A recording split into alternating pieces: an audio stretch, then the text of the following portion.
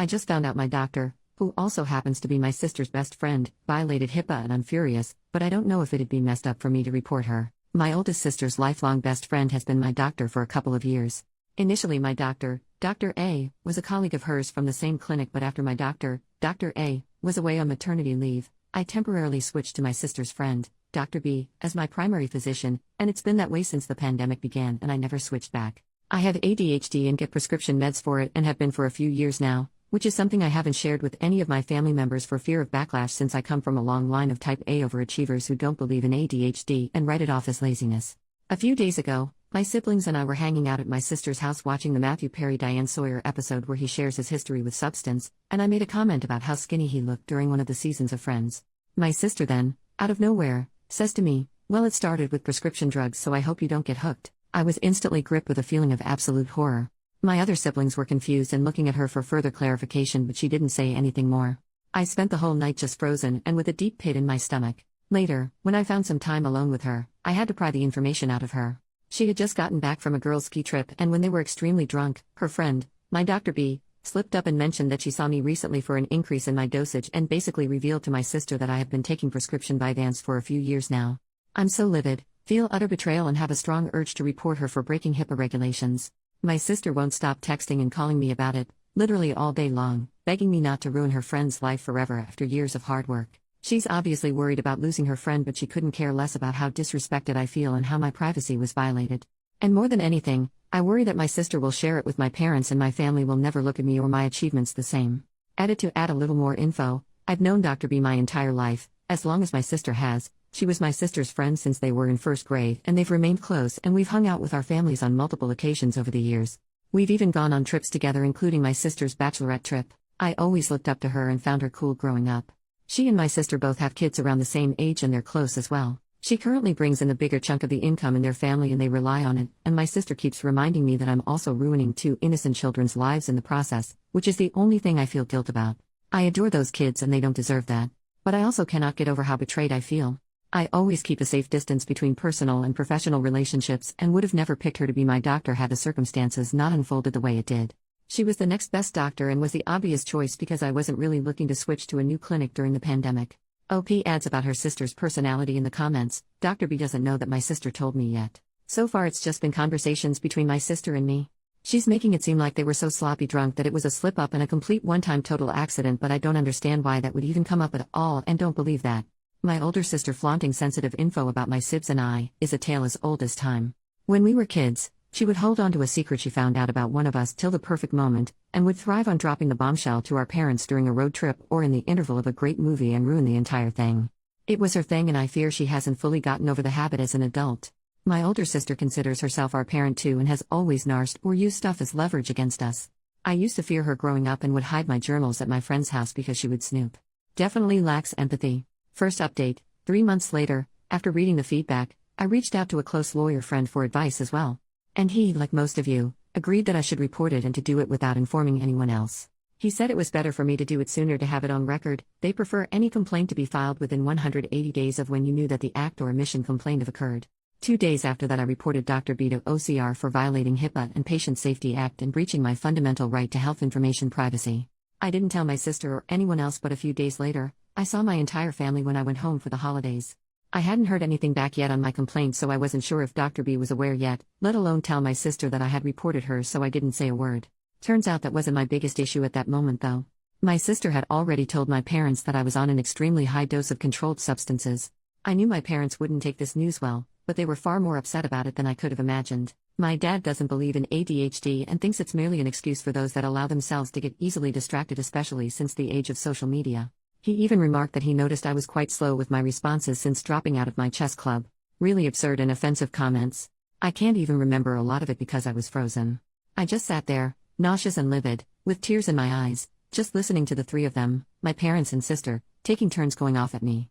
My mom wanted me to stop all medications immediately, that I'm better than this and smarter than this, and even threatened to tell your professors that you're on drugs if you leave us with no choice. But when she said that, it hit me. I had a choice. I could choose.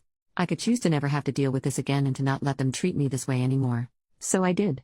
I chose to say nothing and allowed them to interpret my silence as agreeing and submitting to their ways, as I have done so many times before. And then I went to my room, Chose to book a flight and pack up most of my stuff. My books would need buses of their own to be transported anywhere. The next morning, I chose to call an Uber a few hours before my flight, while they were still asleep, and flew back to my university.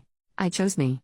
In January, I found out that Dr. B had prior complaints from patients against her, and my report had opened an investigation that is currently ongoing. She's been placed on temporary leave till the case is resolved. I can't share more details on that for now, but I will come back and update once it's done. Relevant comments. Commenter 1. I also have ADHD and I studied neuroscience, partly because I wanted to understand. I also come from a family that thinks like OPs and I got the same BS from them all my life. We now finally come to be able to make ADHD visible in MRI scans and predict the presence of symptoms with an accuracy of up to 80%. We can make visible the ways ADHD brains are different from normal brains, not in their structure but in the way they make use of it. We can see where our bodies use more oxygen and neurotransmitters, and ADHD brains are visibly different from normal ones in a way that is congruent with the symptoms. We can even tell apart the inattentive type and the hyperactive type with an accuracy of up to 75%. People who say ADHD patients are lazy and their symptoms are their own choices and character flaw are as ignorant and backwards as someone still believing the flu is caused by bad air or cancer is God's will. If this family is so smart, they are doing a really good job at remaining ignorant. With all the evidence out there, they have to really choose not to read and educate themselves and become advocates for their child and sibling, but instead actively avoid the newest scientific evidence that their opinion is stupid and they have been crappy people all along. It took me 30 years to make the step you made. Kudos on being so brave and mature while still being in college. I'm still trying to come to terms with self-doubt, imposter syndrome and depression. If you can afford it, do some therapy. Growing up in such a negative environment takes its tolls even after you cut the ties. I'm proud of you.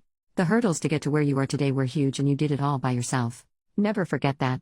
OP, I have tears in my eyes. I really needed to read every single thing you typed out here. I'm so tempted to send this to my family, but I don't want to interact with them right now, so I won't. I love science just as much as they do, and studying physics brings me so much purpose. I just know I need some help in staying ahead of my course and completing my assignments, and I'm finally okay with that. In the short time that I've been away from my family, I've felt so much more freedom in accepting who I am. That I am still smart and capable, and that I will still become a scientist, even if I do it my own way, and I am okay with the fact that my family doesn't approve of my choices.